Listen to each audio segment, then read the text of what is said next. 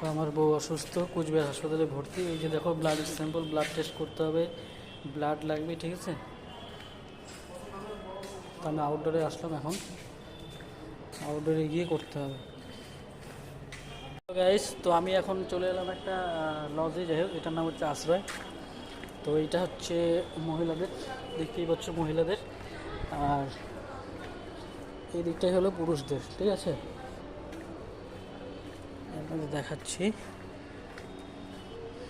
এটা হলো পুরুষদের। দেখুন উপরে দেখুন বোর্ড লাগানো আছে পুরুষ, ঠিক আছে। এটা হলো পুরুষদের জন্য। এটা হলো অ্যাকচুয়ালি পেইং বেড, মানে পেশেন্টের সঙ্গে যে পেশেন্টটা থাকবে আর কি, সেটা মানে পেশেন্ট পার্টির পেইং বেড আর কি। এই হলো কি সেই হসপিটাল যেখানে আমার ওয়াইফ অ্যাডমিট, দেখতে পাচ্ছ এখানে রয়েছে। Hello guys, good night. তো এখন সব শেষে আমি রুমে চলে এসেছি। আমার ওয়াইফকে হসপিটালে একা এখন। আমার শাশুড়ি পাশের টেবিলে আছে ফিমেল ওয়ার্ডে, মেলের আলাদা আর ফিমেল আলাদা।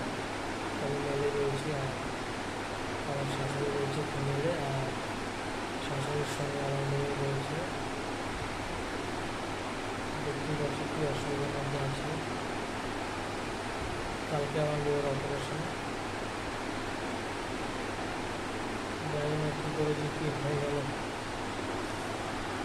কালকে অপারেশন, দেখা যাক কী হয়। সবাই ভালোটাই ছিল, সবাই বলে, সবাই ভাব যে ভালোটা যেন হয়, ভালোভাবে যেন সব কিছু হয়ে যায়।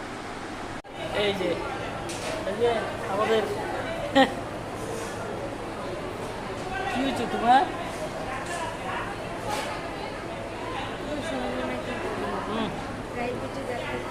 হ্যালো বন্ধুরা, গুড নাইট, গুড ইভিনিং।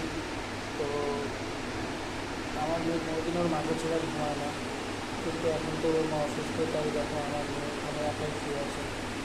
হ্যাঁ, অনেক কষ্ট আমি হসপিটালে ঢুকে ওর মার বুকে দুধ খাইয়ে তারপরে আমি ঘুমে আসলাম, এরকম করে এখন এই একা একা এখনো ঘুমাচ্ছি।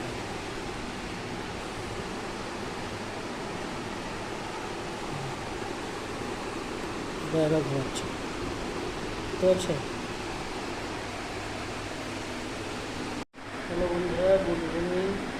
তো তোমরা তো জানো যে ওর মা অসুস্থ, তো ওর মা হসপিটালে ভর্তি, ঠিক আছে। তো অনেক কষ্টে আমি ওকে সেখানে নিয়ে ঢুকে তারপর ওর মার বুকের দুধ খাইয়ে তারপর ঘুম পাবে, তারপরে এখানে নিয়ে আসি। তো বুকের দুধ ছাড়া ঘুমোতেই পারে না, ঘুমায়, বুকের দুধ না খেলেও ঘুমাবে। এতটুকু একটা বাচ্চা কী কষ্ট করছে তাই।